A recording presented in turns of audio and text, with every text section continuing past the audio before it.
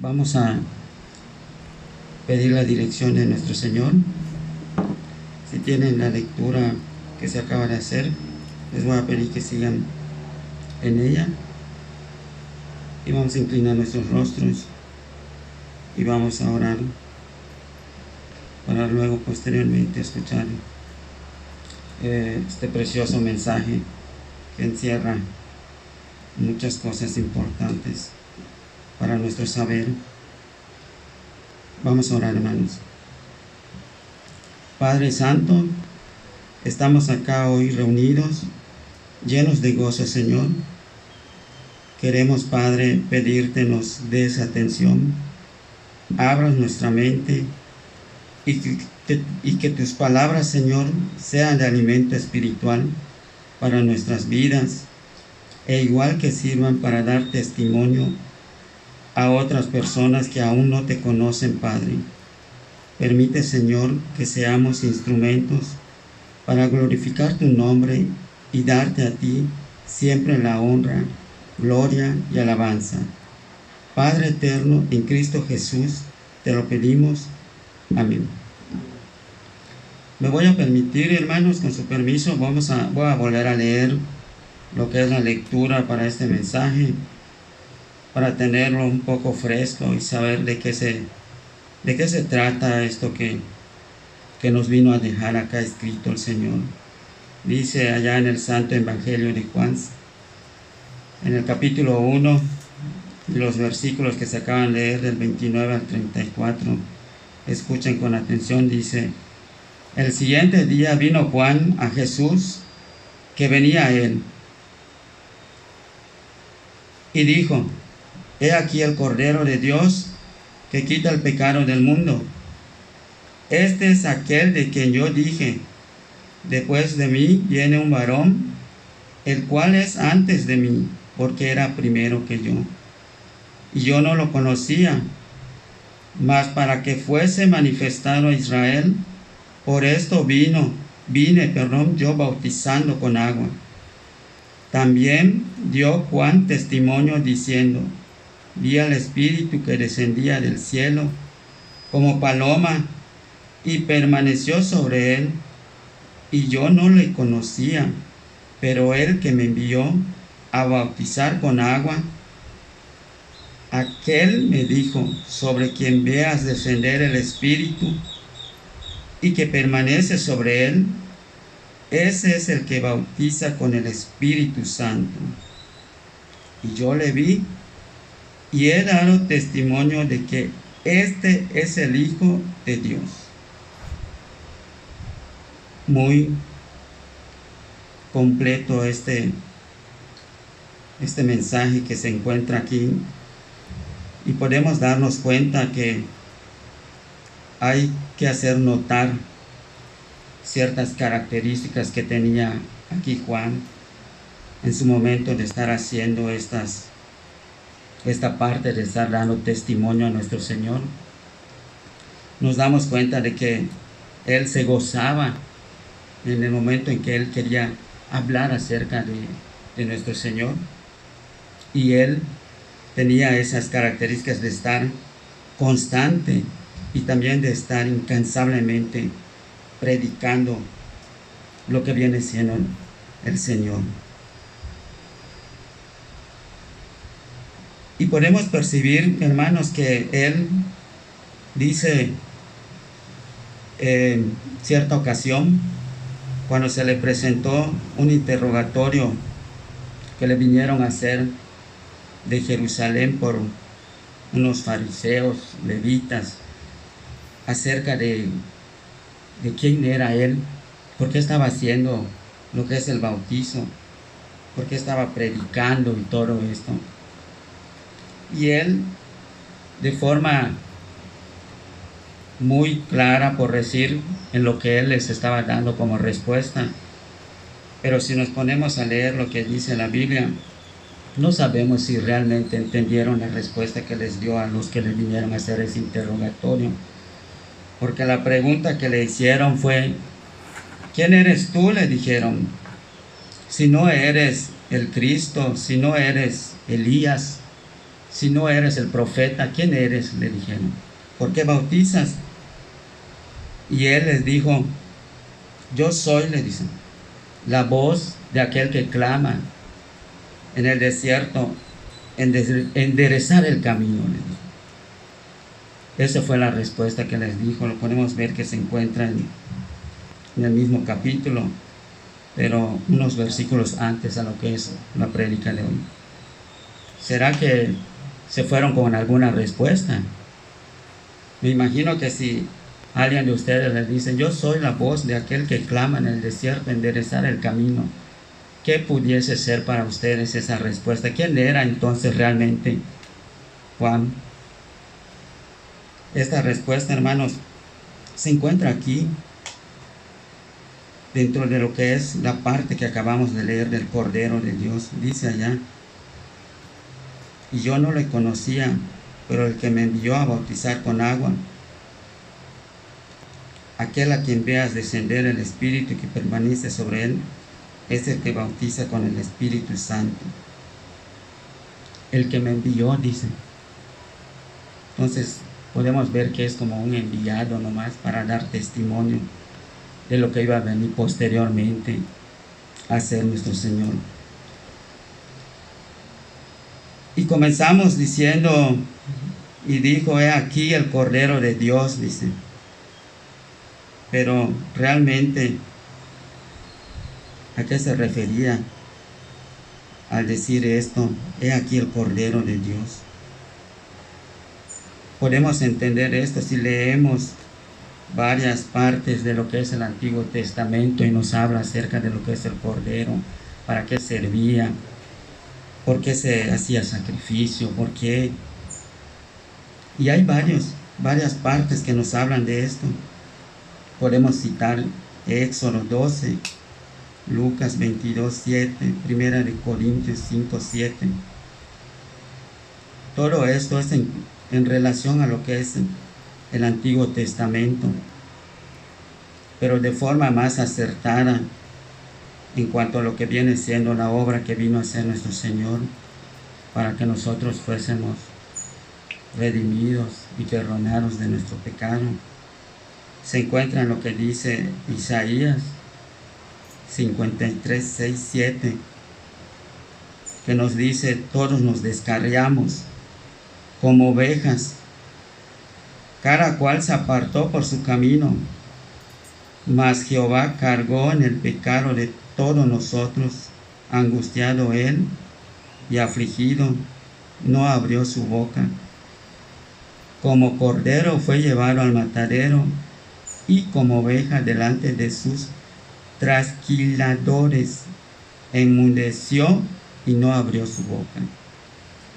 Esto es como algo que es una predicción de lo que se iba a hacer, pero estaba mucho antes de lo que sucediera y ya estaba acá, de tal precisión que podemos entender que ese sacrificio fue para quitar el pecado del mundo, no solamente de unas cuantas personas o de los que tenían que hacer ese sacrificio. En el Antiguo Testamento únicamente consistía en llevar sus ovejas, en caso de que fuese gente que tuviese para una oveja, sino podemos entender que igual llevaban otras cosas porque no les alcanzaba, pero era para ese fin nomás. Y entendiendo que todos estos sacrificios eran el antecedente, como una sombra nomás de lo que posteriormente iba a venir a ser nuestro Señor.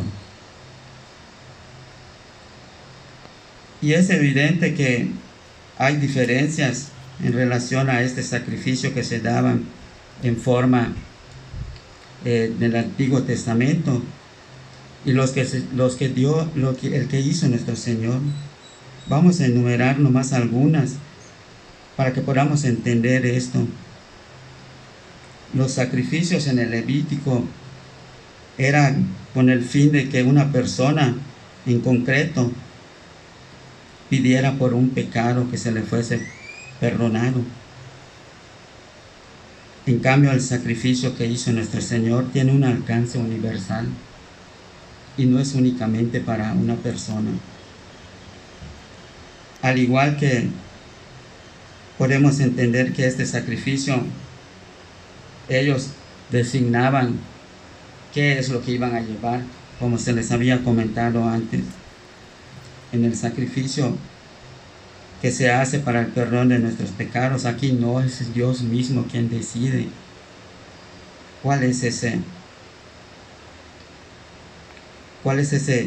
parte que se tiene que poner para el perdón de los pecados. Y aquí nos dice que es el Cordero de Dios. Dios mismo lo dispone. Para entender por qué es necesario que haya un sacrificio para quitar este pecado, encontramos algunos versículos que nos hablan. En Romanos 6:23 nos dice: porque la paga del pecado es muerte. Y en Hechos 9:22, sin derramamiento de sangre no se hace remisión. Entonces, hermanos, para entender esto, sin estarle dando tantas vueltas,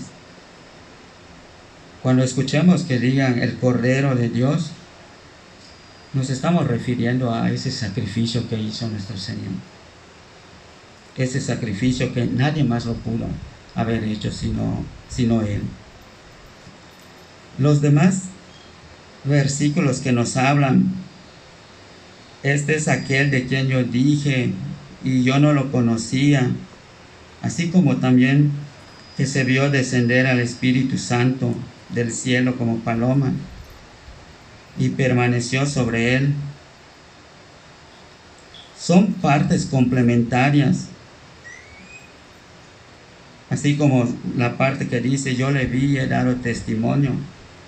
Son complementarias a todo esto que es lo de los versículos 29 al 34, en el cual Juan se puede dar cuenta de que efectivamente la persona a quien él estaba dirigiéndose, he aquí el Cordero de Dios, es él el que realmente estaba viniendo a hacer la obra. Porque si nos damos cuenta, dice que yo no lo conocía, pero si nos podemos poner a ingerir, pues Jesús era también primo de Juan y es contemporáneo. Me imagino que en algunas ocasiones a lo mejor él debió de haberlo visitado o habrán de haber convivido en ciertas cosas como familia. Entonces en ese aspecto se refería a que no lo conocía, pero en relación a la característica mesiática que tenía Cristo, a eso se refería. Porque pues realmente hasta que él pudo entender que al bautizar a Dios y ver la paloma y escuchar el nombre y ciertas otras circunstancias que se dan, es entonces cuando él dice que él es primero que él mismo, aun cuando había venido primero Juan acá a hacer la obra que se le había encomendado. Entonces, hermanos, esta parte que nos habla de la palabra de nuestro Señor, podemos encontrar esa serie de importantes circunstancias que se dan solamente en esto. Y también hay que entender que Juan tuvo dos verdades trascendentales respecto a todo lo que vino haciendo. Primero, dice que él vino a dar conocimiento de que Jesús es el Hijo de Dios, y nos fue hablando durante toda esa parte de lo que es el Hijo de Dios. Nos habló de su grandeza. Y segundo, que Jesús es el Cordero de Dios, y nos habló de lo que vino haciendo al ser humillado, al ser sacrificado para nuestro perdón. Para que esto pueda quedarse como algo que hayamos entendido respecto a esta parte, hermanos, eso es lo que tenemos que saber. saber qué es lo que se refiere cuando se dice el Cordero de Dios. También poder diferenciar el sacrificio que se da en el antiguo y en el sacrificio que viene a ser nuestro Señor. Entender por qué es necesario que se dé este sacrificio. Y ya como parte que podríamos nosotros tener como algo en nuestra vida, tener algo de esas virtudes de Juan, de querer ser constantes, de querer ser incansables y de estar predicando acerca del testimonio de nuestro Señor. Debemos de buscar eso, hermanos.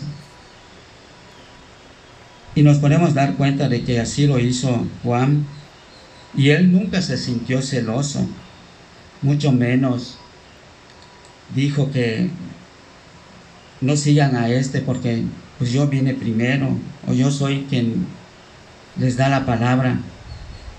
No, nos podemos dar cuenta que durante las prédicas, los testimonios que hacía Juan, él se gozaba. E incluso cuando habló de Jesús, hubo seguidores de él que se quitaron y decidieron seguir a Jesús. Tan grande es su gozo de él que dijo, al ver esto, que para él era necesario que él menguara y que nuestro Señor empezara a crecer, porque había llegado su momento de que él hiciera lo que vino a hacer. De esta forma, hermanos, concluimos lo que es esta prédica, y que todo sea para la gloria y honra de nuestro Padre Celestial. En Cristo Jesús. Amén.